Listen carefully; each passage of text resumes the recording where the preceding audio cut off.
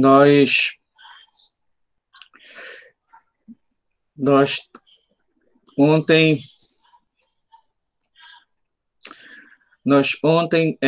começamos a leitura do texto, um texto que ele faz um apanhado, um contexto bem histórico, ao mesmo tempo político, do que se refere ao ordenamento territorial. Então, um texto que ele fala inicialmente discute a retomada do ordenamento territorial, da ideia de ordenamento territorial, né, dentro da pauta de políticas do Estado brasileiro, né? Então, ele fala dessa retomada, né, inicialmente, né? E, posteriormente, ele vai falando de como é que essa retomada ela é, ao mesmo tempo, contraditória, né? Ela é desafiadora, porque ela implica agora uma uma relação entre ordenamento territorial, desenvolvimento sustentável, preocupação com o meio ambiente, né? Então, há uma série de elementos novos que são colocados agora no cenário, e esse cenário faz com que o debate sobre ordenamento territorial se torne cada vez mais complexo, né? Mais complexo. Nós vimos que, originalmente, a ideia de desenvolvimento territorial ela está muito associada a uma discussão que vai surgir na Europa, né? E vimos que a ideia de ordenamento territorial ela vai começar a ser trabalhada, a ser pensada a partir da Revolução Francesa, em 1789, né? Onde começa a ter a aparecer no horizonte a preocupação de planejar o território, de organizar o território, né? De reconhecer as potencialidades do território, potencialidades naturais, potencialidades culturais, né? E a heterogeneidade do território, né? Então, esse debate é retomado depois, na década de 50, né?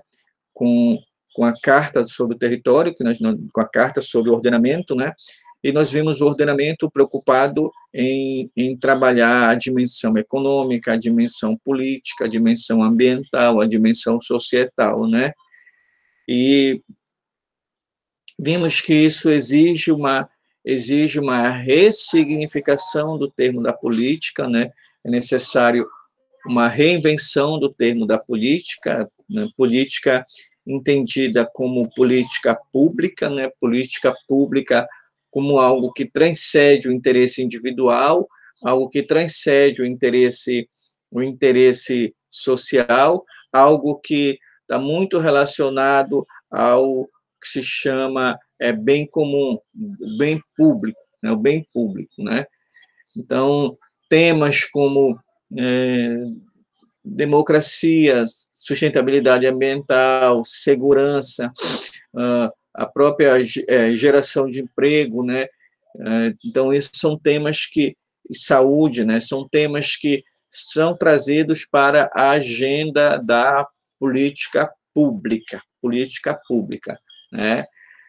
O grande desafio é como conciliar essa agenda se a política pública ela é implementada pela política partidária, né? Esse é o desafio, que não é só um desafio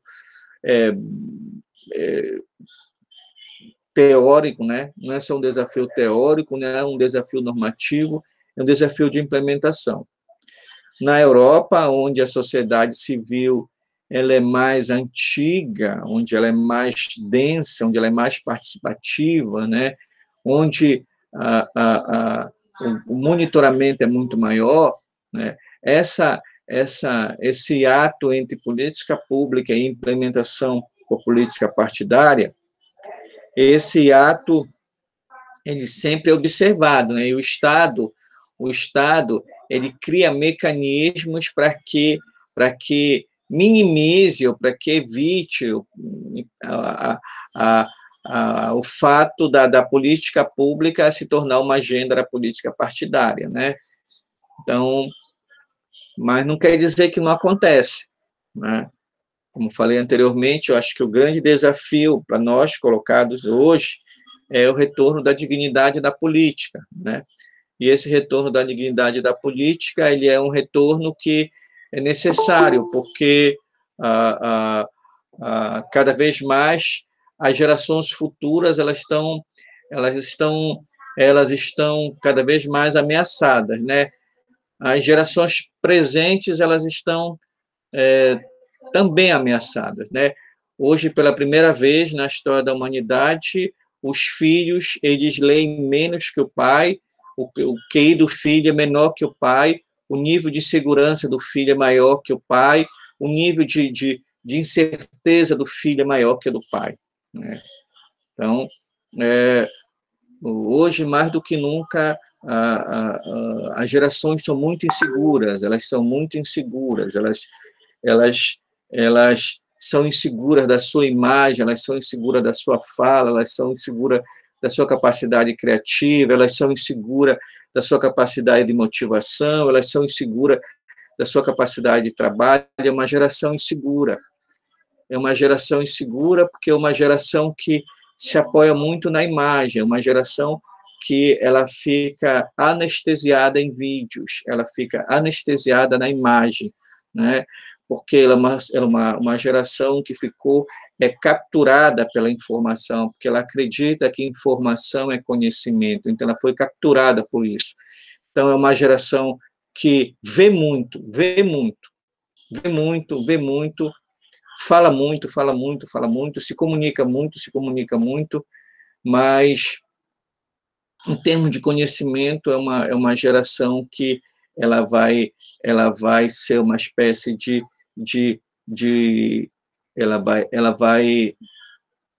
vai desvirtuar, não vai seguir o sentido que a gente vem acompanhando a história, né? Porque geralmente os nossos pais eles tiveram uma formação melhor que os nossos avós. Nós tivemos uma formação melhor, nós tivemos uma formação melhor que os nossos filhos. Mas o que acontece? Essa geração agora, né? Com certeza os filhos, os pais têm uma formação melhor que a geração que está vindo aí, né? Essa geração que está surgindo aí, que é uma geração que muito vê, muito posta, muito curte, muito compartilha, e é sempre mais do mesmo, né? O conhecimento, a elaboração, ela não tem absolutamente nada. Então, a mente chega, dói a cabeça quando ele é pedido para ele elaborar uma reflexão de 3, 4 páginas, dói a cabeça, parece que vão dinamitar a cabeça dele. Ele não tem essa capacidade mais, né? Então, é uma geração que a autoestima dela está muito baixa. Então, essa geração que está se criando hoje, é uma geração que está criando hoje, né? Que faz muito barulho, que mas do ponto de vista de conteúdo não tem, ainda não disse para o que veio. Essa geração ainda não disse para o que veio, né? Então, isso dificulta qualquer resgate da dignidade na política. Isso dificulta, né? Isso dificulta, né?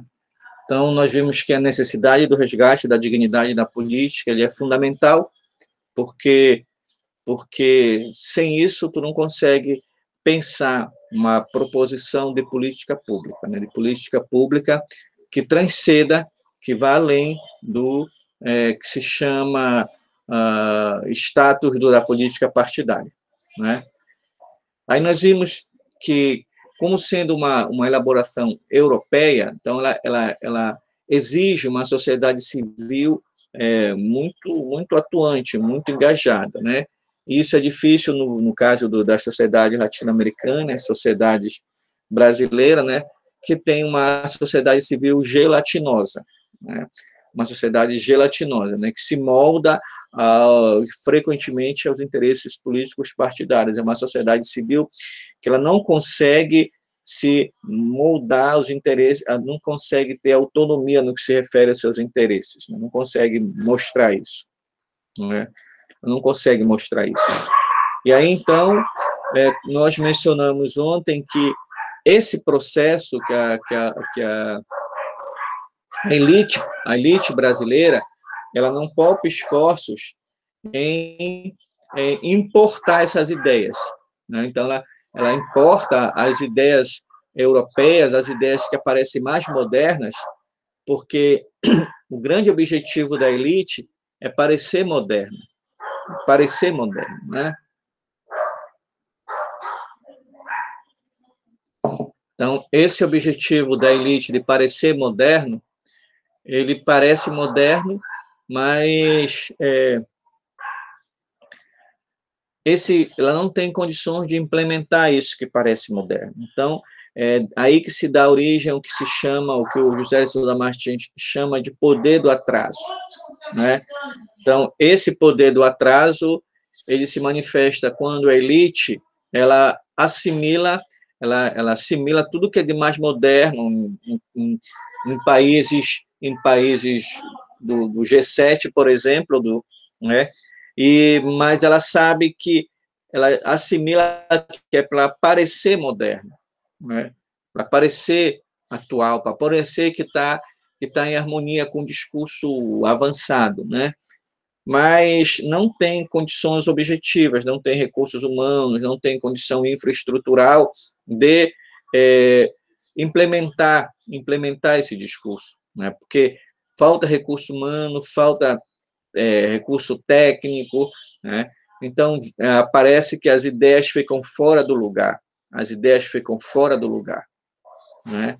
Então, por isso que é relativamente fácil o governo brasileiro discursar e no discurso apresentar elaborações, apresentar proposições que agradem todo mundo, né? Que agradem todo mundo, porque sabe que, do ponto de vista do cotidiano, do quadro da vida, essas proposições elas não conseguem ser colocadas em prática mesmo, porque não é isso que se tem feito, né? Não é isso que se tem feito, tá? E aí nós vimos como é que esse discurso do ordenamento territorial ele começa o governo brasileiro ele começa a ter alguma aproximação com esse discurso do desenvolvimento do ordenamento territorial, né? Então a primeira aproximação é o Vargas, né?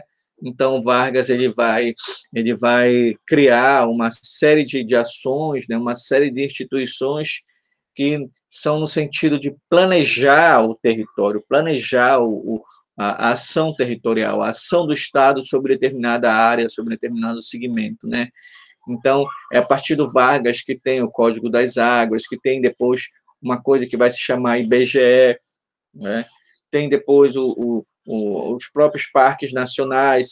Então, com Vargas, ele começa a esboçar uma preocupação de planejar o ordenamento territorial, né? Então, aí, essa preocupação do Vargas, ela, de certa maneira, ela vai ser interrompida a partir do momento em que ele sai a partir do momento em que ele sai do cenário, né? Então, ele sai do cenário, aí o que acontece? Ele sai do cenário, aí mudam as perspectivas, né? Mudam as perspectivas, né? Muda as perspectivas. Então, com o Vargas, o que é que se vai ter? Ele vai criar o Código das Águas, ele vai criar o Código Florestal, o Código de Minas, ele vai criar o Serviço de Patrimônio Histórico, o Patrimônio Artístico, ele vai criar os parques, né? Ele vai criar os parques. Então, ele vai fazer tentativas de ordenamento, de planejamento territorial, né? De planejamento territorial, né? Então, aí é a partir do Vargas que vai começar a elaborar, a entrar em pauta do Estado brasileiro a ideia de regiões-problema, né? Regiões-problema, né? Então, a ideia é criar, ele vai criar instituições, né, que vão caracterizar essas chamadas regiões de problemas, né, e a partir disso, criar agências de desenvolvimento, né? Então, com Vargas, ele vai identificar regiões como a Amazônia, o Vale do São Francisco, o Polígono das Secas, né? Então, a partir daí, ele vai criar agências de desenvolvimento, e essas agências de desenvolvimento, elas vão começar a pensar o que se chama de políticas de desenvolvimento regional, né?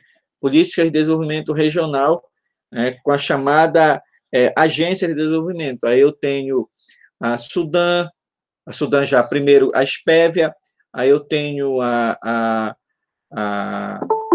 Superintendência de Desenvolvimento do Vale do São Francisco, né? Então eu tenho agências que vão eleger um conjunto de lugares e vão chamar isso de região problema. E em cima desses lugares se vai pensar uma proposição de desenvolvimento, né? Vai pensar uma proposição de desenvolvimento, né? Então, ontem, a nossa reflexão, nós chegamos até esse momento, né? Nós chegamos até esse momento porque a gente está acompanhando, a gente está tendo como guia um texto, né? Eu vou agora compartilhar a tela, eu espero que vocês vejam a tela, se não estiverem vendo, vocês falem, né? Aí eu vou continuar, a gente vai continuar lendo e comentando, né? E vocês fiquem à vontade para concordar, para discordar, para colocar a contribuição de vocês, né? Porque nesse aspecto daí. Nós paramos bem aqui onde está essa parte aqui que eu escrevi, né? Então, aí o que acontece, né? Seguindo esse raciocínio do Vargas lá, né? Então, a partir desta década, né, que é a década de 40, na realidade, a partir da década de 50, porque quando a Constituição de 46, ela vai estabelecer que uma parte do PIB deve ser dedicado para as agências de desenvolvimento regional, né? Então, a gente está falando, quando fala a partir dessa década, a gente fala a partir da década de 40, ainda que a agência de desenvolvimento, como por exemplo, a Espévia, vai ser criada em 53, né? Então, a gente vai seguindo o raciocínio, tá, agora. A partir dessa década, as políticas de desenvolvimento regional tiveram uma grande vinculação com a iniciativa de ordenamento territorial. Diversas foram as propostas de regionalização e ordenamento territorial do Brasil. Eu vou aumentar um pouquinho aqui a tela, porque vocês podem estar com dificuldade de ver. Eita, foi muito. Um pouco agora. Eita, aumentei muito.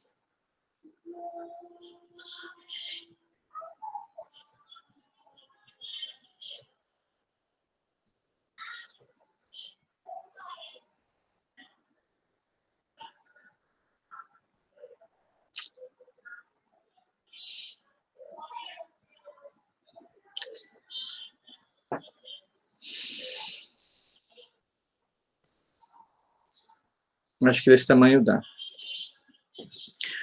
A partir dessa década, as políticas de desenvolvimento regional tiveram uma grande vinculação com as iniciativas de ordenamento territorial. Diversas foram as propostas de regionalização e ordenamento do território nacional, de instituições de planejamento e de concepção de desenvolvimento que partiram de múltiplos campos profissionais brasileiros e estrangeiros. Sobre a questão do desenvolvimento e do ordenamento e a integração entre escalas e temas, é importante retomar a experiência que forneceram importantes subsídios para se pensar uma política de ordenamento territorial. Um estudo que merece ser destacado foi elaborado pela SAGMACS, que em 1954 compreendeu a unidade regional a partir de duas escalas. Uma com nível intermediário de planejamento entre o Estado e a nação, e outra entre o Estado e o município, considerando a dimensão territorial. No que diz respeito ao ordenamento territorial das regiões intermediárias entre Estados e nações, o estudo sugere a criação de unidades racionais de organização e aproveitamento. Consideradas unidades de planejamento e gerenciamento do território, constituídas com base nas bacias hidrográficas. Com base nesse estudo, o território nacional ficou dividido em 3 grandes unidades de organização e aproveitamento, que é a Bacia Amazônica, a Bacia do São Francisco e a Bacia do Paraná-Uruguai. No que se refere à regionalização do Estado de São Paulo, o estudo utilizou como critério para a delimitação da unidade regional a área de influência do município do interior e a divisão política do território associado à rede hidrográfica. Para isso, propôs a criação de 11 regiões de aproveitamento, cada uma delas identificada por sua cidade-sede. Cada região deveria ser concebida como uma unidade econômica e política autônoma, com organização própria, com orçamento próprio e administrando os serviços comuns intermunicipais, Também, a partir dessa lógica de construção de uma política de desenvolvimento baseada nas estratégias de ordenamento territorial e desenvolvimento regional, foram criadas pelo governo 3 macroagências regionais para as regiões problemas. Então, o que é que as autoras começam a dizer? Mas dizer que, a partir do momento em que se reconhece, em que se tem uma ideia de Brasil, que é justamente a partir da década de 40, 50, mas a ideia de Brasil mesmo, a partir de 60, vão começar uma série de ações, de estudos, no sentido de entender a heterogeneidade do território brasileiro. Então, aí começa uma espécie de caracterização de unidades territoriais que não são mais nem o Estado nem o município, que transcende o Estado e o município. E aí que vem a história da invenção do território, como um ente de planejamento. Professor, posso falar rapidinho? Desculpe interromper. O senhor falou disso aí, de reconhecer o Brasil como unidade territorial, tudo, essa diferença de regiões. Você acha que isso é uma marca do colonialismo deixado pela aquela política de ilhas econômicas, que cada região tinha uma atividade econômica e elas divergiam bastante assim nas características? Do colonialismo, eu não diria, mas eu diria que é uma característica da formação, uma característica da formação territorial brasileira. Então, a formação territorial brasileira ela vai configurar vai configurar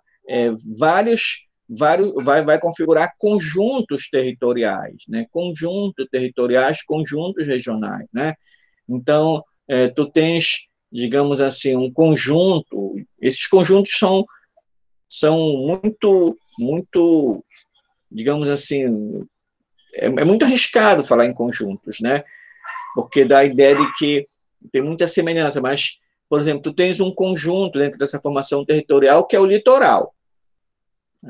Mas, quando tu fala o litoral, não quer dizer que é desde o Pará até a região dos lagos no Rio Grande do Sul. Não. São pontos que vão, aos poucos, emergindo cidades litorâneas. Então, vai começar Bahia, na parte da Bahia, depois vem São Paulo, Pernambuco, ou melhor, vem Bahia, Pernambuco, São Paulo, Então, tu tem esse conjunto. Aí depois, tu tem mais um pouquinho para o interior, Então, e aí, depois tem outro conjunto, que é o conjunto do centro, que é as Minas. Aí tem outro conjunto, que é o conjunto que,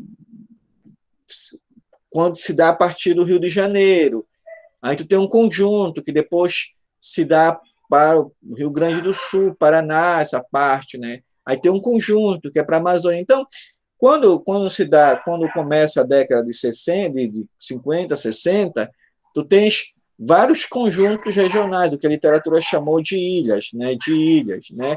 Por que de ilhas? Porque tu não tem ainda um sistema de informação, um sistema de comunicação, um sistema de transporte, né? Um sistema de circulação regular, né? Entre esses lugares, né? Não tem um sistema, né? Isso só vai acontecer a partir de Brasília, né? Então, Brasília, quando se estabelece no Planalto Central, então, de Brasília, tu tens uma série de rotas aéreas e rotas rodoviárias. Então, se você observar o mapa rodoviário do Brasil, a partir de Brasília, tu tens um grande centro, de onde sai tudo, né? Até os aviões, se tu quiser fazer uma viagem Belém, Aracaju, por exemplo, se tu quiser direto, tu vai pagar 2 rins, né? Mas o normal é ir Belém, Brasília, Aracaju. Ou então Belém, São Luís, Teresina, Fortaleza, até chegar em Aracaju, né? Tu permanece mais tempo decolando e pousando do que voando, né? Por conta dessas histórias, né? Então, eu não sei se eu chamaria colonialismo, né? Porque até esse termo colonialismo ele precisa ser refinado, né? Porque na realidade, quando a gente fala colonialismo, parece que só havia uma vontade, só havia uma imposição, né? Havia uma imposição, né? Então, por exemplo, o colonialismo vai ensinar que o índio é vítima. Os índios foram massacrados, foram torturados, foram. Olha, se fosse assim, se fosse assim, não teria colonialismo. Entendeu? É claro que houve etnocídio e genocídio, mas dizer que houve passividade do indígena não houve, né? Tanto não houve passividade, como também houve permissividade. Permissividade, né? Então, é preciso olhar assim, sem paixão para os termos, sem paixão. Então, entendo o colonialismo como desenhar nessa parte que se chama Brasil algo à imagem e semelhança de Portugal. Só que toda cópia é cópia porque geralmente ela não reflete o original. Por isso que é cópia, né? A cópia é uma aproximação do original, né? Então, tu tenta aproximar, tu tenta construir no Brasil algo que se aproxime de Portugal, né? O idioma, as construções, a religião, a culinária, muitas vezes, né? Os costumes, muitas vezes, né? Mas é uma cópia, então você vai ter que se arrumar com o que encontra aqui, vai se arrumar com o que encontra com os indígenas e vai se arrumar no meio das tensões, né? Então, é um debate muito que precisa ser atualizado, né? Precisa ser atualizado. A gente precisa fazer uma leitura da história para além de mocinhos e bandidos, né? Para além de conquistadores e conquistados, né? É difícil definir quem é conquistador, é difícil definir quem é conquistado, é difícil, né? Difícil definir, né? Difícil. Eu não estou dizendo que não existe, mas estou dizendo que uma coisa existe, outra coisa é classificar. Mas, enfim. Então, eu diria que é típico da formação territorial brasileira, né? Da formação territorial brasileira, né? Muito bem. Então, aí tem a ideia de região-problema, né? Nesse momento aqui, eu vou passar a ter o reconhecimento, né, de regiões o que se chama regiões-problema, porque a ideia de regiões que, basicamente, elas não acompanharam o mesmo ritmo do Centro-Sul, né? Elas não acompanharam porque o desenvolvimento do Centro-Sul foi, digamos assim, o ritmo dele proporcionou que o Centro-Sul, sobretudo São Paulo, Rio, por exemplo, ele crescesse. Ele crescesse. Então,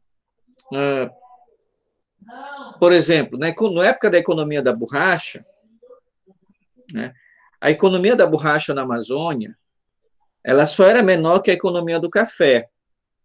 Só era menor que a economia do café. Só que como que funcionava a economia do café? A economia do café funcionava, né, inicialmente foi com escravo, depois com migrante. Né? Então, o migrante chegava e ele trabalhava numa terra que não era dele, com a promessa de adquirir uma terra que seria dele. Né? Ele chega na terra já endividado até a medula, então ele trabalha na terra para pagar sua dívida, ele trabalha na terra para um dia ter sua própria terra. Então, o que acontece? O cafeicultor, o dono do cafezal, ele basicamente não adiantava nada em dinheiro. Né? E ele recebia tudo, né? Porque o trabalho do migrante produzia o café. O trabalho do migrante pagava o migrante em termos de produção, em termos de renda. Né? Então, onde que eu quero chegar? Então, a economia do café, ela teve uma grande superprodução, porque era muito vantajoso para o cafeicultor plantar assim. Ele não tinha praticamente despesa, só tinha receita.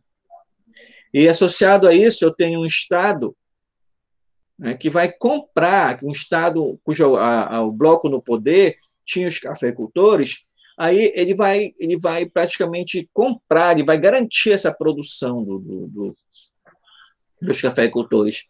Vai garantir até certo tempo. Então, quando chega a crise de 1929, essa crise de 1929, ela vai ser uma crise global, né? E com isso a economia do café vai estar ameaçada, né? Teoricamente. Por quê? Porque a economia do café, ela acumulou tanto dinheiro, ela havia acumulado tanto dinheiro que os cafeicultores começaram a construir, a originar, a financiar indústrias de bens de consumo cotidiano. Então, perfume, chapéu, tabaco, bebida, tecido, uma série de indústrias de bens de consumo cotidiano. Né? Então, os cafeicultores vão e montam essas indústrias.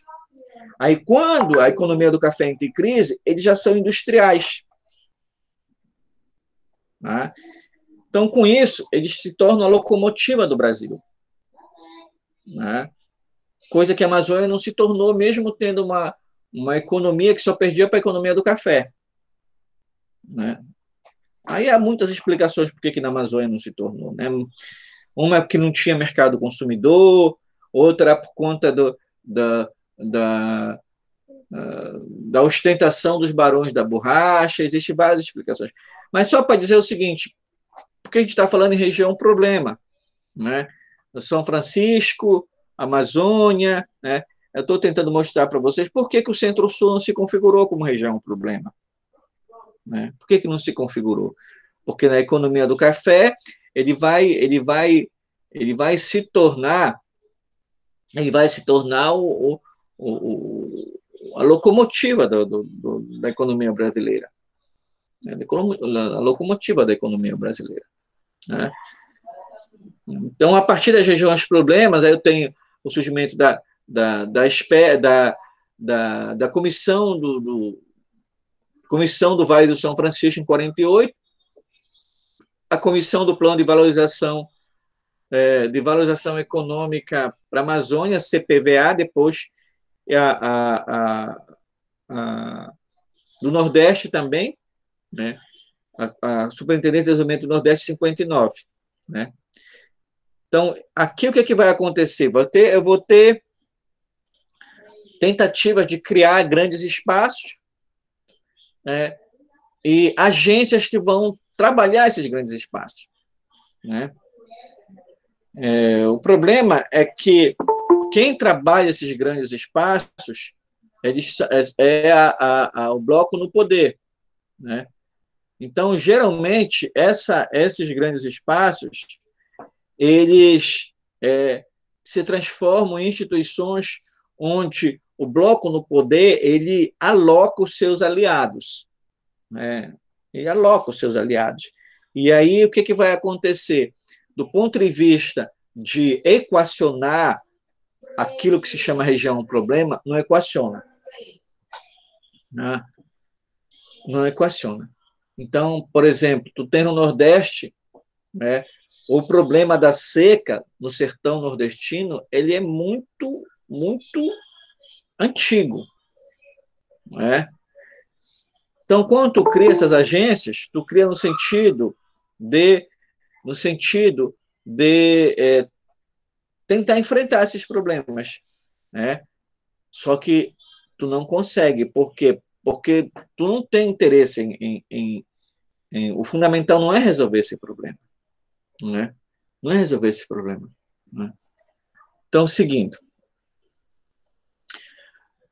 Mas se até os anos 50 os esforços de compreender o território e o desenvolvimento regional de maneira integrada lograram êxito no sentido de construção de uma política territorial de desenvolvimento regional, a partir de 50, início de 60, essa lógica foi sendo abandonada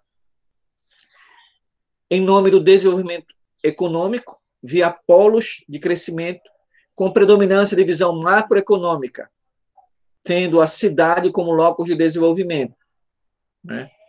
O primeiro Seminário Nacional sobre Polos de Desenvolvimento, realizado entre o 18 e 22 de setembro de 66, foi importante locus para a discussão da aplicação da teoria dos polos de crescimento no contexto do subdesenvolvimento. Configurou-se, nesse sentido, um deslocamento na política de planejamento, que passa a ser uma abordagem integradora, que passa de uma abordagem integradora, rural e urbano, em nome do território, para a da região polarizada, formada por centros urbanos, que poderiam exercer influência no desenvolvimento de novas centralidades, com grande ênfase na macroeconomia. A difusão dessa concepção no Brasil, associada ao intenso processo de urbanização da população, ao progressivo agigantamento metropolitano e à intensificação da indústria pesada, contribuiu para esse deslocamento, né? Então, o que é que as autoras estão mencionando? Quer dizer, eu tenho na Europa uma discussão de ordenamento territorial, né?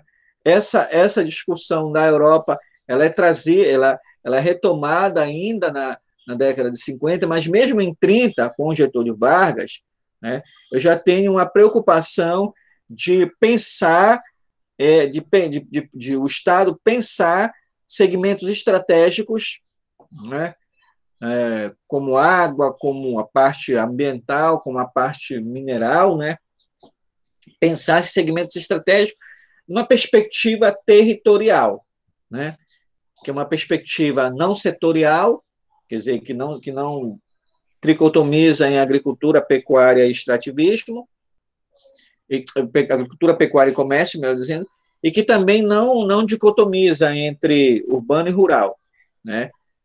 Então, o que vai acontecer? Isso vai culminar com a própria ideia de região e de agências de desenvolvimento regional. O problema é que, a partir de 50 em diante, o que acontece? A ideia de desenvolvimento territorial ou de ordenamento territorial, né, que visa uma perspectiva integradora, porque o território ele vai discutir a perspectiva integradora, integração da agricultura com a pecuária, da agricultura com a indústria, com o comércio, integração do urbano e do rural, integração ministerial, integração regional. Então, uma perspectiva integradora, né? O problema é que essa perspectiva integradora, a partir do momento em que um outro bloco no poder assume o Estado brasileiro, essa perspectiva integradora ela cede lugar a uma outra perspectiva, que é a perspectiva de polos de desenvolvimento e crescimento, e entra em cena a ideia de região polarizada. Né? Então, em 66, né, para você ter uma ideia, esse primeiro seminário, que é em setembro de 66, quando chega em outubro de 66, em outubro, acontece a Operação Amazônica. Em outubro acontece a Operação Amazônica. Né? Aí depois se faz a tentativa de construir polos de crescimento e desenvolvimento na Amazônia, com base na ideia de região polarizada. Né? Aí a ideia de ordenamento territorial ela foi embora. Por quê? Porque o bloco de poder que estava no comando do Estado brasileiro tinha uma política que não mais preconizava a ideia de ordenamento territorial, mas preconizava a ideia de desenvolvimento regional. E a matriz para o desenvolvimento regional era a matriz de polos de crescimento e desenvolvimento. Né? Então, aí eu passo a ter a ideia de desenvolvimento regional substituindo a ideia de ordenamento territorial. Né? E é uma coisa muito interessante, que substituiu a ideia de desenvolvimento regional sem sequer a ideia de ordenamento. É interessante porque a ideia de desenvolvimento regional ela substitui a ideia de ordenamento territorial sem sequer o Brasil ter experimentado a ideia de ordenamento territorial na sua plenitude. Isso é uma coisa muito interessante, porque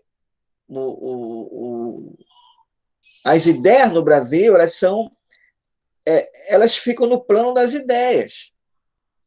Né? Há um distanciamento muito grande, né, entre a esfera das ideias, a esfera de elaborado e a esfera de implementação. Né? Então, é muito interessante porque como a gente vive hoje na sociedade do consumo dirigido, né? Então, hoje, a gente vive no que também o Guy Debord chama da sociedade do espetáculo. Então, por isso que a imagem hoje ela se tornou mais importante do que o conhecimento, ou melhor dizendo, ela veio ofuscar o conhecimento. Né? Então, por isso é importante hoje a figura da mídia, dos produtores midiáticos, né, dos marqueteiros, porque eles que vão fazer com que uma coisa apareça aceitável. Né? Apareça aceitável. Né? E aí, quando essa coisa aparece aceitável, ela não precisa de tanta explicação. Né? Por quê? Porque as pessoas, as pessoas estão tão aficionadas com as urgências do dia a dia, elas estão tão aficionadas pela imagem, que elas não procuram conhecer, elas não procuram estudar, elas não procuram ler, elas acham apenas que curtir, compartilhar e ver o vídeo é suficiente para a formação delas. Né? Então, elas esquecem disso daí. Elas acham que vendo o vídeo qualquer hora, vendo a imagem qualquer hora, né, aquilo ali elas vão aprender, elas acham isso. Né? Elas acham isso. Né? Então, o que acontece?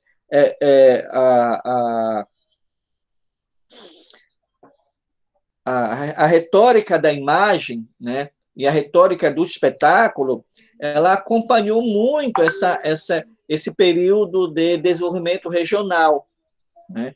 Desenvolvimento regional, porque foi um período onde a trabalhar a imagem, trabalhar o espetáculo, trabalhar a ideia de Brasil potência, ela foi muito grande.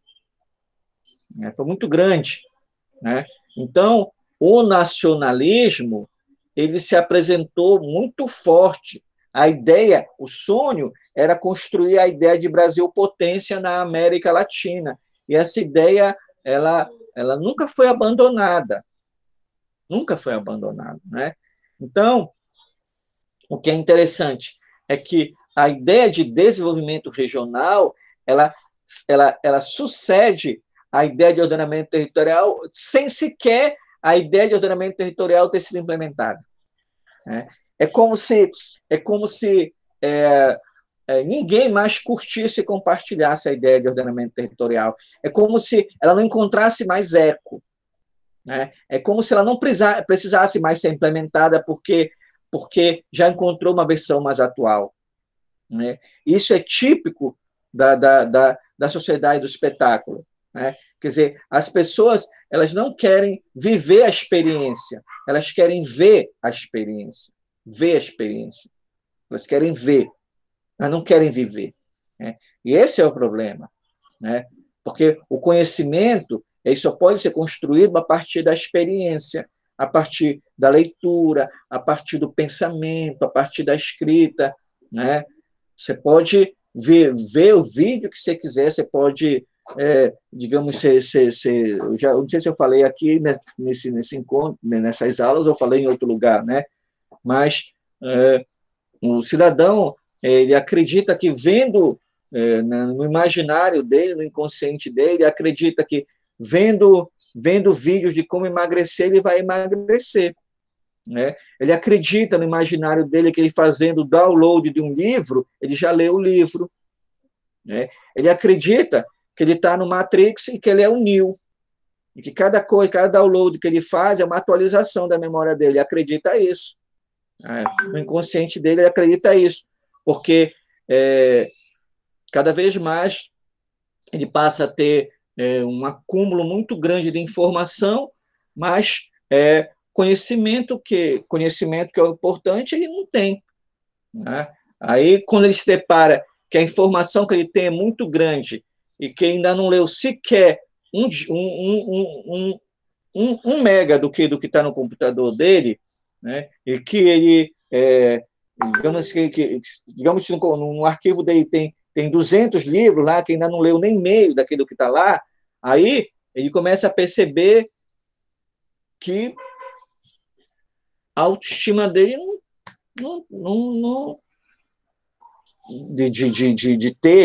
de ter coisa, não levou a canto algum. Então, isso é muito, muito relacionado também ao ordenamento. Quer dizer, eu trago uma ideia, mas não vivencio a ideia. Aí, quando vem a ideia de regiões, de desenvolvimento regional, ela vem caracterizar de todo um conjunto de ufanismo. Porque ela se esconde atrás do patriotismo. E quando, como diz um pensador, que eu me esqueci agora o nome dele, deixa eu rapidinho aqui olhar o nome dele, ele tem um pensamento que eu gosto muito. Ele diz, ele tem um pensamento muito, muito, muito interessante, o Samuel Johnson. O Samuel Johnson, ele fala uma coisa muito interessante. O Samuel Johnson, ele diz o seguinte, que o patriotismo é o último refúgio dos canalhas. O Samuel Johnson fala que o patriotismo é o último refúgio dos canalhas. Por quê? No sentido de mostrar o seguinte, que quando eu quero esconder a minha classe, o interesse da minha classe, que quando eu quero esconder o interesse do bloco no poder em que a minha classe está associada, eu começo a dizer que o que eu estou fazendo vai beneficiar todo mundo, e que o que eu estou fazendo não é porque eu quero fazer, não é o que eu gostaria de fazer, mas o que eu estou fazendo é para beneficiar a pátria. Então, o importante é o interesse da pátria. O importante não é o mendigo da rua. O importante é o interesse da pátria.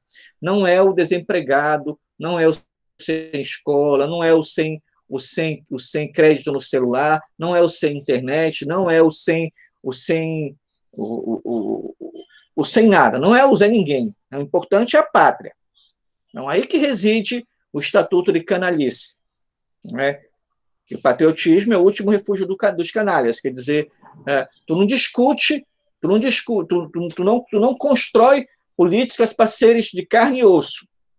Tu constrói para uma abstração chamada, que tu chama de pátria, né? Como se a pátria fosse mais importante que a nação, né? O que é importante é a nação, não é a pátria, né? A pátria não passa fome, o que passa fome é a nação. A pátria não está desdentada, quem está desdentada é a nação. A pátria não está morrendo, quem está morrendo é a nação. A pátria não está sendo entubada, quem está sendo entubada é a nação. Então, é aí que reside a potência da afirmação da frase do Samuel Johnson, quando ele diz que o patriotismo é o último refúgio refúgio dos canalhas. Né? É como se eu estivesse lavando a mão, é como se eu dissesse, olha, eu estou fazendo pela pátria. É uma coisa muito dura que a gente tem que fazer, uma medida muito dura, mas que é necessário. Né? É muito dura. Né? Então, aí a contemplação da pátria passa a ser o instrumento de adoração. Né? Então, os desfiles cívicos, os símbolos, né? A própria exaltação de grandeza, né? Tudo as coisas típicas de exaltação da pátria em detrimento da nação.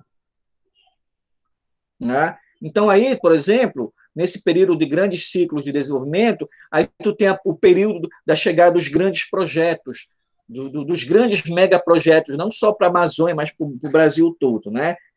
Em nome da pátria. Em nome da pátria.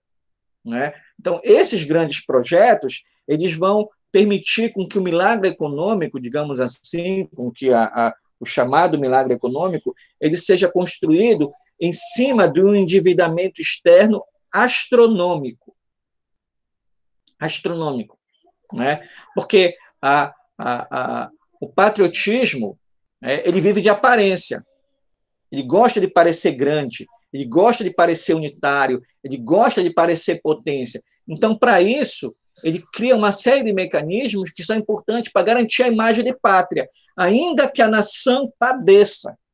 Né? Então, tu contrai grandes empréstimos para implementar grandes projetos. Então, com isso, tu sacrifica a nação, né? Mas tu reforça a ideia de Brasil potência. Né? Então, é nesse aspecto aí que estou colocando. Né? Então, dentro da lógica do desenvolvimento regional, Coutinho, né, analisa que o Brasil experimentou 3 grandes ciclos de desenvolvimento, digamos assim. Né? O do Kubitschek, o milagre econômico e o do Geisel. Né? Então, esses ciclos, articulados pelo Estado, por meio de blocos de investimento público, esses ciclos foram articulados pelo Estado por meio de blocos de investimento público em infraestrutura. Né? Os blocos de investimento público e capacidade de articulá-los, a entrada de investimento estrangeiro via negociação de pacotes de projetos com grandes empresas internacionais, levaram à montagem de grandes cadeias industriais. Os planos regionais inseridos nos planos nacionais da década de 70 foram iniciativas de destaque desse período. Né? Para Coutinho, traz mecanismos de governança de desenvolvimento permitiram o exercício de uma política regional com uma faceta explícita e outra implícita. Na visão do autor, a face explícita da política regional caracteriza-se pelas macroagências regionais, né? Deixando ao mercado a solução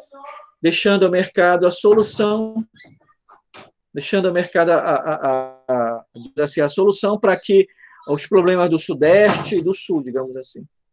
Embora haja dessa constatação, a região Sul e Sudeste também desenvolveram experiências de planejamento regional. Né? E a fase implícita encontrava-se embutida nas grandes iniciativas de áreas econômicas do governo, a partir de uma política regional que estava por trás de pacotes de investimentos induzidos pelo governo em cada momento. Né? Então, exemplo dessas políticas foi a criação do Polo Petroquímico de Camaçari, do Complexo Carajás, o programa nuclear, a expansão do setor de celulose no sul da Bahia, enfim. A gestão de uma série de investimentos baseados em arranjos políticos setoriais e industriais pelo setor público, era o objeto de decisão política locacional com forte impacto urbano e regional. Para Coutinho, essa política regional não explícita, que sempre foi entender a dinâmica regional brasileira, do que a política formal das agências regionais, né? Então, aqui as autoras, quer dizer, eu tenho, a partir de 60, eu tenho o chamado entre cena a região como personagem do planejamento, né? E aí o Carlos Nelson Coutinho, o Coutinho, não sei se é o Carlos Nelson Coutinho, né? Mas o Coutinho ele vai mostrar que nesse período de 60 até mais ou menos 80, eu tenho 3 grandes momentos de ciclo de desenvolvimento, que é o período do Kubitschek, que é o período do milagre econômico do chamado Delfim Neto, e que é o período do Geisel, né? Então, o que é que significou aqui? Significou que a pátria, diga como retornando o discurso, né, que a pátria, o discurso de Brasil potência, né, de Brasil potência, né, que ganha várias faces, né, né. Então, no JK, essa ideia de Brasil potência é 50 anos em 5. No Delfim Neto, é a ideia do milagre econômico. E no Geisel, é a ideia de Brasil potência. De Brasil potência. Então, tu tens implícito aí uma ideia de nacionalismo, de patriotismo, né, de promover a dinâmica econômica, né, por meio de planos, projetos e programas que focam, sobretudo, o investimento público em infraestrutura. Investimento público não quer dizer que a origem do dinheiro é pública, não, quer dizer que o Estado ele vai implementar, mas como ele vai implementar, como ele vai adquirir o dinheiro é outra conversa, né? Investimento público não quer dizer que o Estado tem dinheiro, que o Estado vai arrumar o dinheiro. Aí começa o processo de endividamento. Se aprofunda o processo de endividamento. Né? Aí o Carlos Nelson Coutinho vai dizer que esse processo aí tem 2 faces. Uma face externa, que está na face explícita, melhor dizendo, que é manifestada nas agências de desenvolvimento, né? Nas agências de desenvolvimento, né? Mas aí o Carlos Coutinho, o Coutinho vai dizer que, de fato, não é essa face explícita que prevalece, é a face implícita, né? A face implícita é o que foi implementado. O que foi implementado, né? Então, aí vai mostrar que, de fato, nesse período do JK até o período do Geisel, eu tenho a formação, a configuração dos grandes traços do que se chama meio técnico ou meio técnico científico no Brasil, né? Então, a região como a Amazônia, por exemplo, eu vou ter a implementação do meio técnico, né? Região do Centro-Sul, como São Paulo, eu vou ter o meio técnico científico, né? Então, nesse período, eu vou ter uma disseminação de universidades, eu vou começar a ter condições para a expansão do sistema de pós-graduação, né? Eu vou começar a entender o conhecimento, né? A pesquisa, como um elemento importantíssimo para o avanço do conhecimento, né? Então, aí vou ter a disseminação dos cursos, né? Dos cursos de graduação e pós-graduação, né? Está dando para acompanhar a exposição? Ou alguma pergunta, algum questionamento? Sim.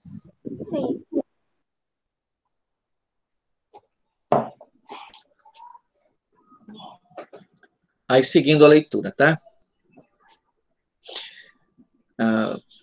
Devido à crise do planejamento, né? Porque, assim,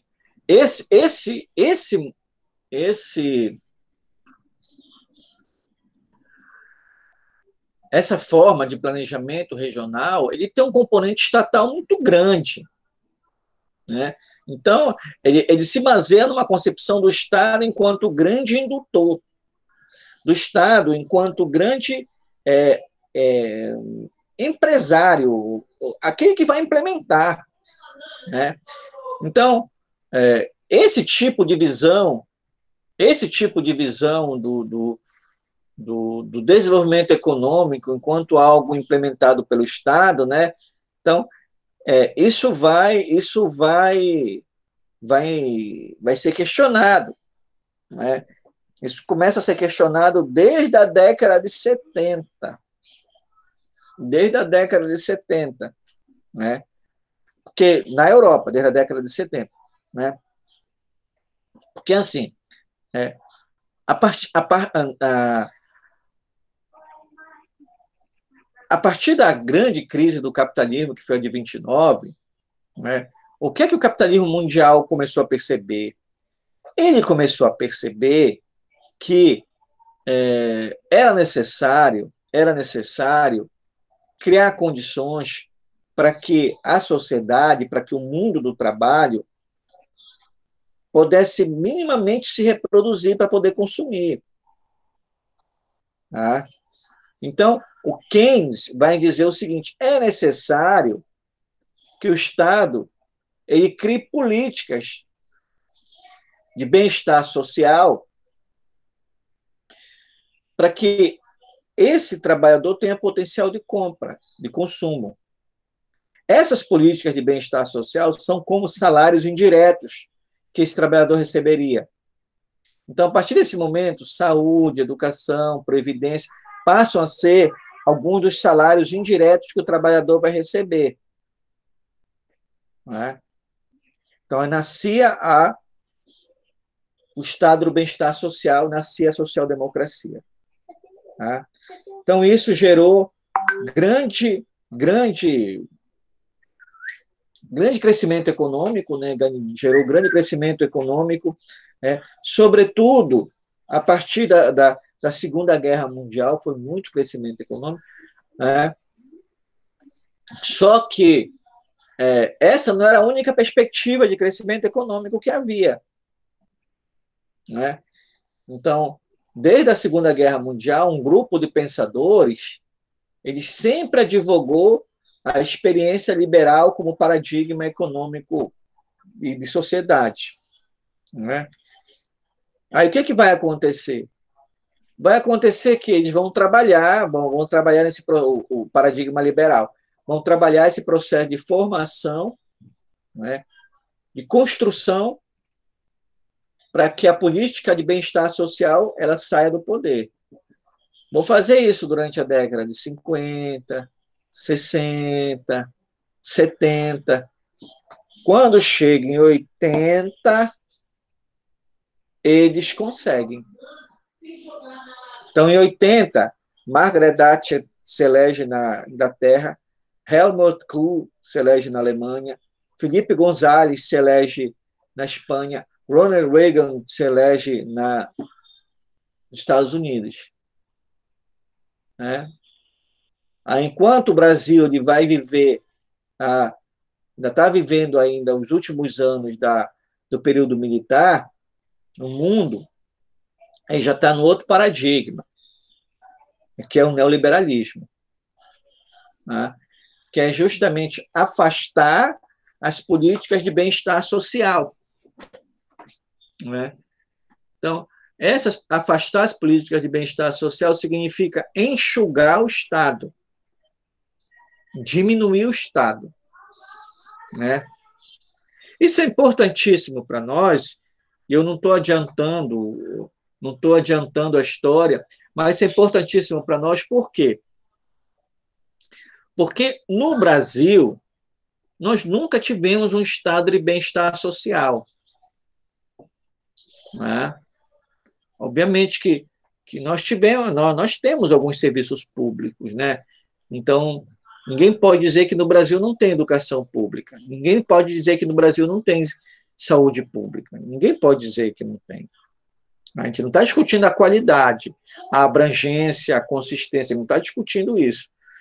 Mas a gente está dizendo, sim, que no Brasil há possibilidade, eu não sei se existe isso, mas há possibilidade, se é algum caso disso, há possibilidade da criança, da gente, melhor dizendo, frequentar todo o nosso ensino, né, e chegar ao ápice, né, tudo percorrendo o ensino público, né, frequentar ensino fundamental e médio público, frequentar graduação público, mestrado público, doutorado público. Tem essa possibilidade. Tem essa possibilidade. A questão quer dizer, a reflexão que a gente deve fazer é o seguinte, né? A reflexão que a gente deve fazer é o seguinte, é que mesmo antes, mesmo sem ser social-democrata, ou melhor, sem ter um estado do bem-estar social, né, o que acontece quando o governo do Fernando Henrique Cardoso assume, né, que é o governo do PSDB, eu não sei por que mágica ele acreditou que o Brasil era um estado do bem-estar social. Aí ele inaugura todo um ciclo de privatizações, né? Então, ele inaugurou o ciclo de privatizações. Então, ele privatizou várias empresas que estavam... Então, ele privatizou o setor de telefonia, né? Aí o Brasil passa para o cenário mundial como um país onde o minuto pago para se falar no celular é um dos mais caros do mundo, né? Então, ele passou ele privatizou. E, quer dizer, nós passamos a ser liberais ou neoliberais sem sequer ter sido social-democrata, né? Então, vai ver que é por isso que, desde o Fernando Henrique Cardoso, tu tens desde o Fernando Henrique Cardoso não seria injusto com ele, mas desde antes, né? Mas o Fernando Henrique Cardoso ele vai acelerar o processo de privatização, né? E aí, aos poucos, o Estado ele passa a se retirar desses setores chamados públicos, como educação, saúde, né? Ele passa a se retirar à medida que ele passa a conceder para esses setores, conceder para a iniciativa privada o direito de explorar esses setores. Aí tu tens a generalização das FAFEF, FOFU, que são as faculdades particulares, né? Tu tem a generalização do sistema de saúde privada, né? Tu tem a generalização de toda uma mercantilização de setores que são estratégicos para a esfera pública, né? Então, esse é uma coisa que a gente vai ver depois. Em 80, né? De 80, houve uma crise a crise do planejamento, né? Mas essa crise nossa do planejamento, ela não é necessariamente a crise do estado do bem-estar social, né? Mesmo porque nós nunca tivemos esse estado do bem-estar social, né? É só para a gente perceber o contexto histórico em que se dá a crise do planejamento, né? E a nossa crise do planejamento que é acompanhada também de uma crise de Estado, mas não é a crise do estado do bem-estar social, né? Para ficar bem claro as coisas, né? Então, devido à crise do planejamento, no contexto da grande crise econômica dos anos 80, houve uma redução da capacidade do Estado, né? Que pulverizou as políticas públicas em programas setoriais não articulados. Segundo Moraes, houve uma balconização das políticas públicas, na qual a visão integradora do território se perdeu. As fronteiras virtuais tornaram-se mais atrativas do que os investimentos materiais, tendo no mercado da globalização e no neoliberalismo suas principais diretrizes. A questão não era mais o modelo ou a ideia de desenvolvimento, mas a sua eclipse, né? Então, a década de 80, para todo mundo, foi a década perdida. Para todo mundo é uma maneira exagerada, né? Porque as grandes locomotivas da economia mundial elas continuam a crescer, bem obrigado. Né? Então, nesse momento aí, na década de 80, enquanto o pessoal está em crise, começa a se gestar uma coisa que passou para a literatura como chamados tigres asiáticos, ou como a economia chinesa. Né? Então, aqui, a partir de 80, no Brasil, eu vou ter uma crise dessas agências, desse planejamento, melhor dizendo, regional, e das agências de planejamento. Aí, o que é que vai acontecer?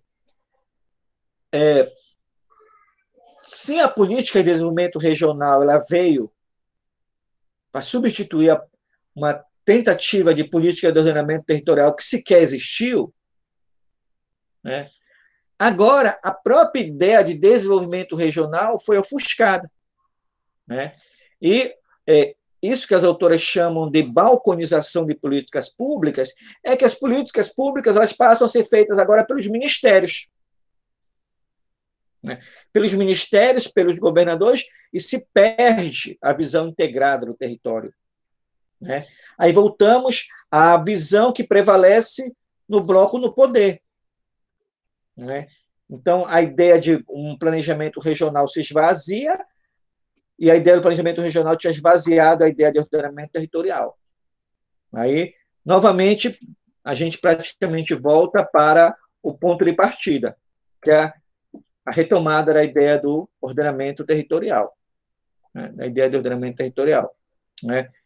Mas isso a gente continua no próximo encontro, porque agora eu quero conversar com vocês, eu vou interromper a tela, eu quero conversar com vocês sobre como é que vai se proceder os trabalhos, as apresentações, né? As apresentações, como é que vai se proceder.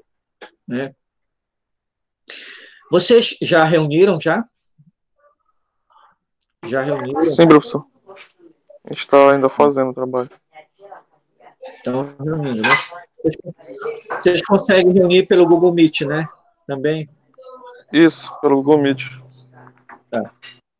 Então, veja, primeiro ponto, o conselho é estudar o plano e o programa. Né? É preciso estudar o plano e o programa. Né? Estudar, dar uma lida, sabe? Observar os pontos, né? Então, esse primeiro momento é importante, esse estudo, né? Então, vai fazer besteira se só olhar o plano, ir lá no copiar e colar, tirar uma parte importante e colocar no PowerPoint ou então colocar no texto. Vai fazer besteira, porque não vai estar estudando, vai estar copiando e colando. Então, eu aconselho que façam um encontro para conversar sobre o plano, para estudar sobre o plano. Tá? Mas não caio na besteira de dizer, olha, o Vinícius fala o tópico 1, a Clara o tópico 2, o Douglas o tópico 3. Por quê? Porque certamente o Vinícius vai estudar só o tópico 1, o Clara só o tópico 2 e o Douglas só o tópico 3. Né? Então, vai empobrecer a visão que vocês vão ter do plano. Né? Então, eu aconselho fazer reunião para conversar sobre o plano. Tá? Vocês leem e conversam. Tá? Então, e sobre... Aí, ponto. Primeiro ponto. Segundo, que a conversa, o foco da conversa, seja mais ou menos o seguinte, né? Qual é a ideia qual é a concepção de recurso natural que esse plano tem? Qual é a concepção de território que esse plano tem? Qual é a concepção de política que esse plano tem? Como é que isso é identificado nesse plano? Não vão estudar o plano querendo concordar ou discordar com o plano nesse momento. O que eu estou propondo é um exercício. é para exercitar o olhar geográfico. Né? Então, vocês vão pegar o plano e estudar ele, né? Mas nesse aspecto, estudar, não vão passar 1, 2 horas polemizando se está correto, se foi certo, quem roubou, quem deixou de roubar, quem fez. Vocês não são fiscais de nada. Tá? Então, a ideia é pegar um plano, um programa, uma política e observar ele geograficamente. O que é que significa observar geograficamente? O primeiro ponto é olhar se considera que dimensão do espaço ele considera, porque no nosso primeiro encontro eu falava dessas dimensões do espaço. Segundo ponto, qual é a ideia de recurso natural que está embutido ali? Terceiro ponto, qual a ideia de política que está embutido ali? Quarto ponto, como é que isto vai estar distribuído no território? Que território ele origina? Que território ele origina? Não é? Então, esse é o exercício. Tá? Isso não dá para se fazer olhando o plano, copiando e colando. Tá? Porque fazendo isso, vocês vão estar apresentando uma informação sobre o plano.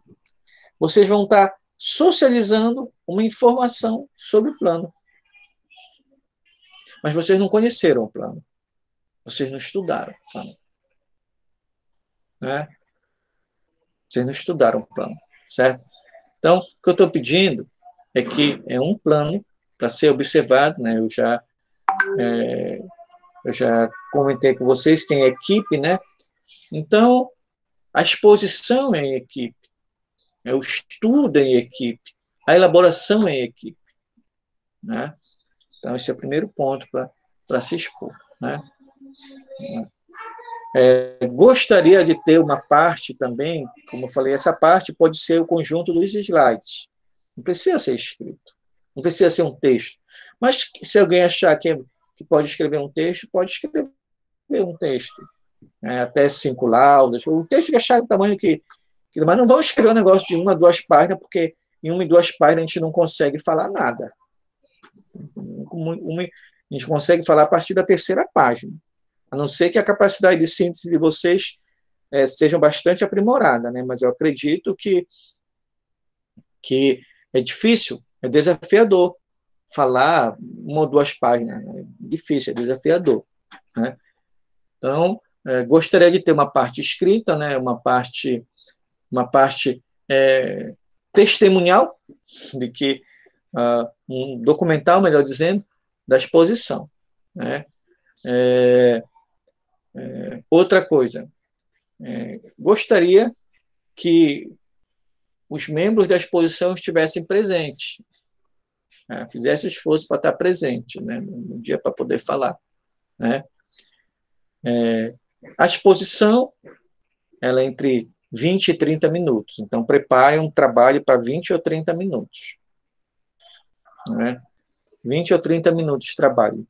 Não estou dizendo que o limite é 30, mas é entre 20 e 30 minutos. Né? Então, prepare uma exposição para isso. Né? Não vão preparar uma coisa de 5, 10 slides lá e ler o slide na faixa de 5 minutos, que é exposição. Então, o que é exposição? É como se vocês fossem fazer uma fala. Vocês vão fazer uma fala. Tá? Uma fala sobre uma política, olhando ela geograficamente, olhando ela como um exercício do ordenamento territorial, de ordenamento territorial. Então, eu não acredito que saia algo satisfatório de apenas ler. Né? Esse é um ponto que eu gostaria que vocês considerassem. Segundo, né, outro aspecto que eu quero conversar, quem é que gostaria de... a gente faz 2 por dia, tá? 2 por dia. Né? Quem é que gostaria quem é que os 2 que gostaria de fazer na segunda-feira? Pode ser o meu, professor. O seu é sobre o quê, Manuel? Nosso é sobre o programa piloto. É eu, o Yuri, o Ícaro e o Kim. Programa piloto do... Programa piloto numa área globalizada sobre a Amazônia. Tá. A outra equipe que gostaria de falar na segunda?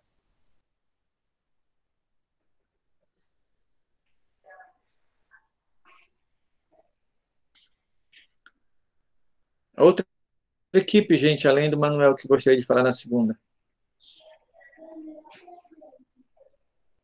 Professor, eu gostaria também, só que o meu também é sobre o programa piloto, então eu acho melhor ser o teu grupo. Aí eu faço na terça-feira, para ficar uma coisa diferente. Certo. Marcos, qual é o teu grupo?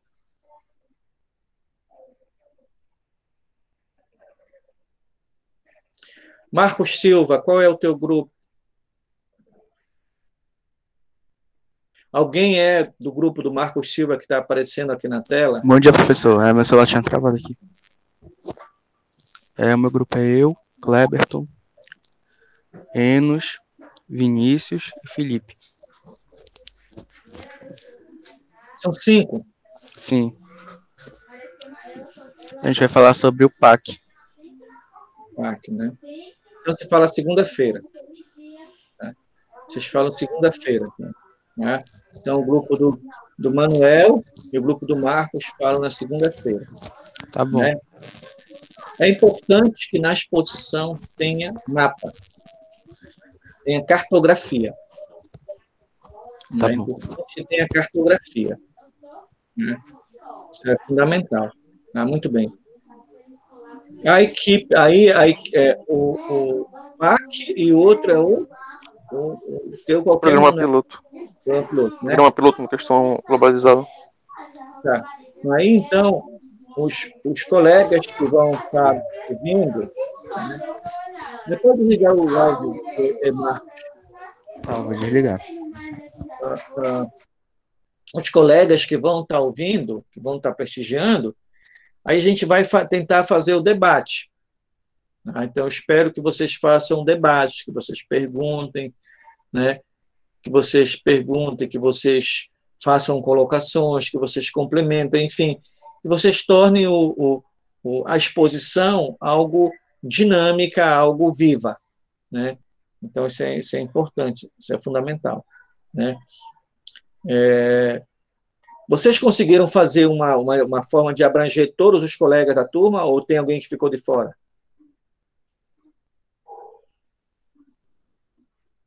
Alguém pode responder? Professor, eu não sei se... Acredito que deu todo mundo, porque ninguém perguntou lá no grupo, ninguém falou no grupo lá se ficou sozinho, mas eu acho que deu todo mundo, grupos certos. Tá. Então, não precisarei passar trabalho individual para outras pessoas, né? Não, eu vou até escrever no grupo lá, perguntando se ficou alguém de fora, né? Porque tem 15 pessoas aqui nessa aula, né? Então, eu vou perguntar se ficou alguém de fora. Porque se ficou alguém de fora, para eu providenciar a atividade para me entregar até na sexta, né? Até na sexta-feira, para me entregar a atividade. Então, vou providenciar isso daí. Né? Então, a gente na segunda-feira, eu inicio uma parte do texto, né? Eu me esqueci de colocar para vocês no ontem, né? Mas eu vou postar.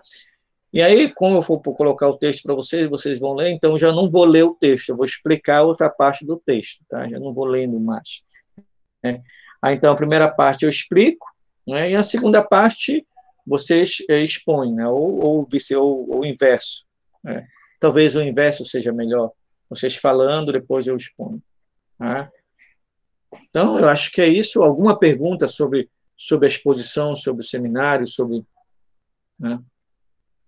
Alguma pergunta, alguma dúvida que vocês têm?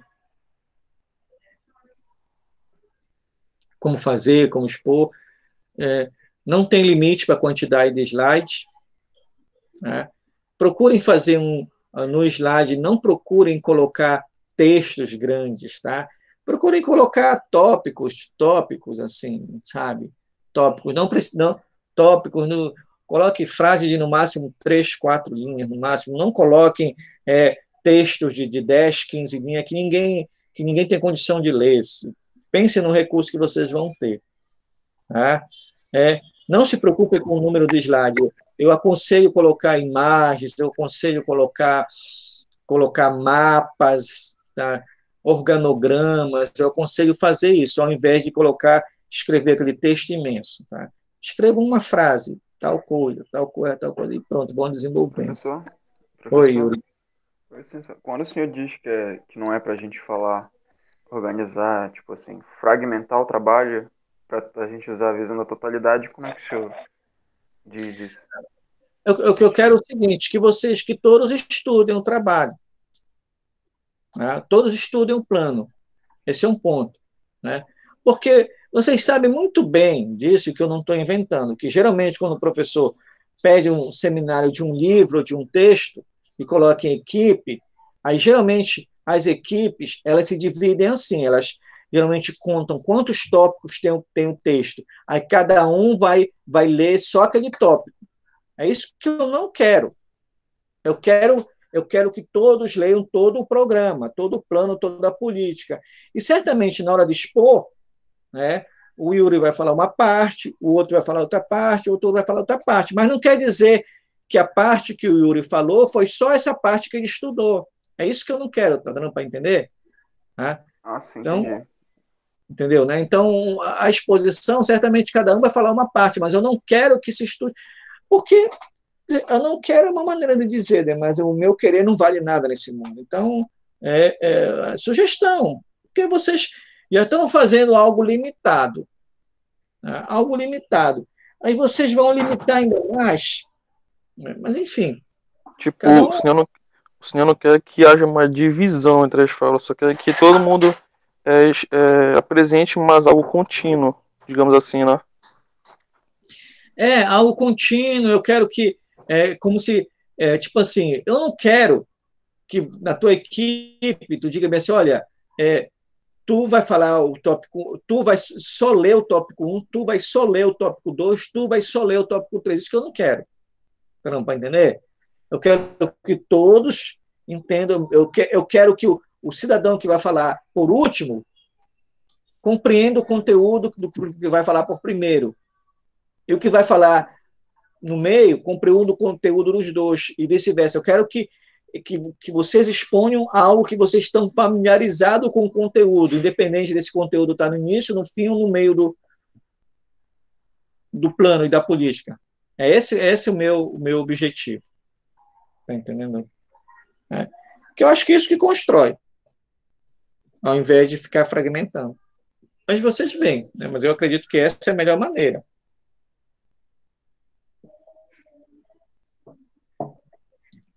Tá?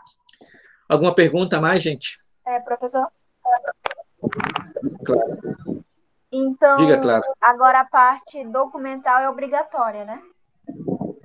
Nada é obrigatório. Nada é obrigatório. Tá entendendo? Mas eu só gostaria de ter o slide de vocês para eu poder olhar a exposição, para eu poder acompanhar a exposição, para eu poder pensar. Sem falar no slide, eu digo assim, documento mesmo, Word. Se vocês acreditarem que querem escrever alguma coisa, pode escrever. Eu não falei, eu disse assim, eu gostaria de ter o slide, mas disse que quem quisesse podia escrever um texto de, no mínimo, 3 páginas, porque eu acho que 2 páginas é perfeito, mas eu não falei em nenhum momento que era obrigatório. Eu sugeri. Tá? Okay. Até porque eu acredito que no ato de você estar estudando, vocês vão estar anotando alguma coisa. Vocês vão estar rascunhando alguma coisa. Vocês vão estar conversando alguma coisa. É esse registro. Né? Então, e o slide eu gostaria que no dia lá, vamos imaginar, segunda-feira, a equipe do Manuel e a equipe do Marco já postasse no grupo o slide em PDF, antes de começar. Ou se quiser, por exemplo, no domingo de noite, já posta lá antes de começar. Para a gente dar uma lida, já perceber por onde que vai passar a conversa. Pode ser dessa maneira, Manuel e Marcos? Pode sim, Bruce. Pode? Tá? Pode ser, professor. Pode, né? Porque ajuda a gente baixa o slide, você a gente ajuda a acompanhar. Tá? Acompanhar a totalidade do raciocínio, né? A totalidade do raciocínio. E para uma eventualidade, por exemplo, de cair conexão. Uma eventualidade, por exemplo, de travar. Agora nós começamos a aula, né? Quando eu vi, saiu várias gente, disse, o que aconteceu? Saiu, depois entrou, disse, será que teve problema na internet? Porque tem isso. Tem essa história. Eu estou trabalhando com vocês aqui, mas eu estou com o celular do lado, porque se cair a conexão da net, eu roteio com os dados móveis. Então, nessa tensão que a gente viu. Alguma pergunta a mais? Miriane, tem alguma pergunta? Adria, tem alguma pergunta? Alguém tem alguma outra pergunta relativa ao seminário? O que vocês estão achando desses encontros, dessas aulas? O que vocês estão achando do conteúdo? O que vocês estão achando do linguajar, da exposição? O que vocês estão achando? Era isso que vocês esperavam? Hein, Douglas? Olha, professor, eu achei que a sua didática está sendo bem limpa. Aqueles textos que o senhor passou também consegui absorver tudo que eles passavam. Eu achei uma linguagem... porque tem alguns textos que a gente não consegue absorver por conta de uma linguagem acadêmica assim, muito, muito restrita. Então, eu consegui absorver todos os conteúdos até agora e consegui também fazer a aplicação, né, de tudo que o senhor passou durante a aula no seminário. Até agora está tudo bem. Alguma observação, alguma sugestão para melhorar, para a gente poder aprimorar, né?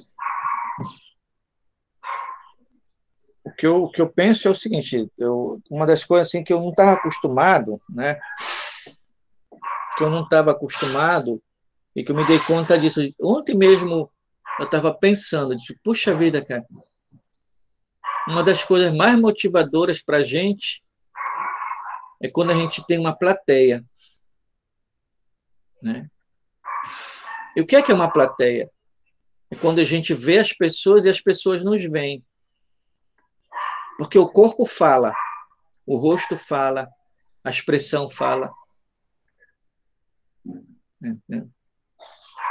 Então, eu não sei o que acontece, o que está acontecendo, eu não estou falando nem de vocês, né? Mas eu estou falando, acho que é justamente por ontem, né?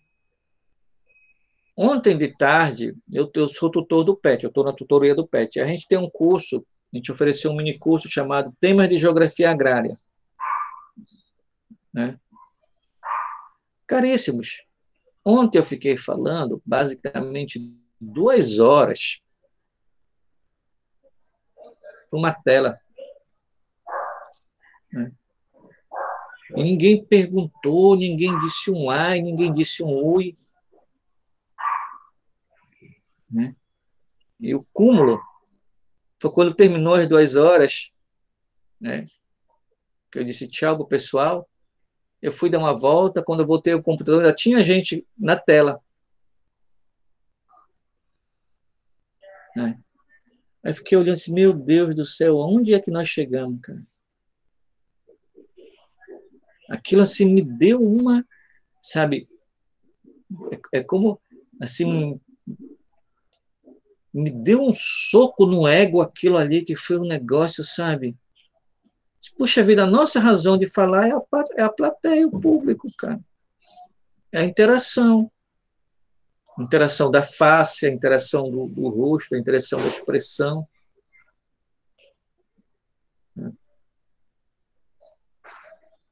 Cuidado